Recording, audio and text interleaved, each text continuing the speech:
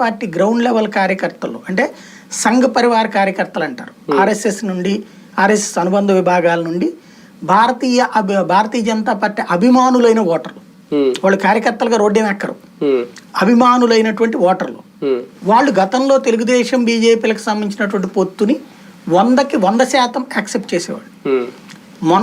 ఈ దఫా నాకు తెలిసి 30-40% మంది మాత్రమే యాక్సెప్ట్ చేస్తారు, 60% మంది వ్యతిరేకిస్తారు. ఎందుకంటే చంద్రబాబు వ్యవహార శైలి ఇది నచ్చకపోవడం.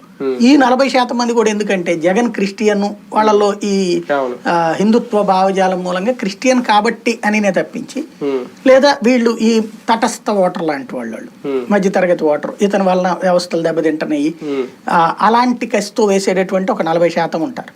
మిగతా 60% మంది మాత్రం ఈ దఫా వెనక ముందు ఆలోచించుకునేటువంటి, అంటే ఇక అవసరమైతే పార్లమెంటు స్థానానికి బీజేపీకి వేసి, అసెంబ్లీ స్థానానికి నోటాకైనా వేయచ్చు, లేకపోతే వేరేకైనా వేసినా ఆశ్చర్యపోనక్కర్లేదు. పొత్తుల వల్ల మెయిన్ ఏ పార్టీ అయినా కోరుకునేది ఓటు ట్రాన్స్ఫర్.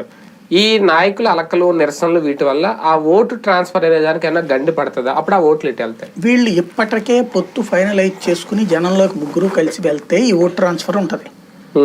ఆలస్యం అయ్యే కొద్దీ ఓట్ ట్రాన్స్ఫర్లో నాయకులు తెచ్చే ఓట్ ట్రాన్స్ఫర్ దెబ్బతింటుంది. పబ్లిక్ ఓటర్ నేను ఇందాక చెప్పినట్టు జనసేన వాళ్ళకు వచ్చే సీట్లను బట్టి ఇటు పక్కకు ఓటు ట్రాన్స్ఫర్ అవుతుంది. బీజేపీ వాళ్ళు వాళ్ళకి వచ్చే సీట్లను బట్టి 5 సీట్లు అంటున్నారు బీజేపీకి. 5 సీట్లు ఇస్తే భారతీయ జనతా పార్టీ ఓట్లో 100కి 90% ట్రాన్స్ఫర్ కాదు.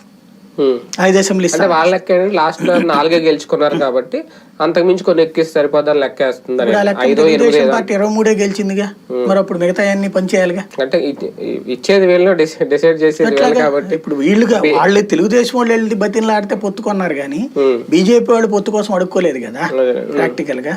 అది లెక్క చూసుకోవాలి. కానీ ఓట్ ట్రాన్స్ఫర్ అనేది జరగకపోతే ఇంకెందుకు పొత్తులు ఎందుకు? ఇంకా ప్రస్తుతానికి జరుగుతుందని ఆశ. అభ్యర్థులు డిసైడ్ చేసిన పరిస్థితులు ఏం మార్పు వస్తుంది నేను